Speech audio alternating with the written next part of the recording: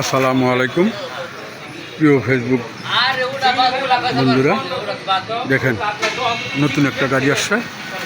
আবার এটা আজকে আসছে নতুন, একদম নিউ। এই গাড়িটা 407, এই গাড়ি 407, এটা হলো মুত্তাকিন। এই গাড়িটা এই যে ভিতরের অংশ দেখাচ্ছি। এই যে ড্রাইভিং সিট, এই যে বনাট, এখানে মহিলা সিট।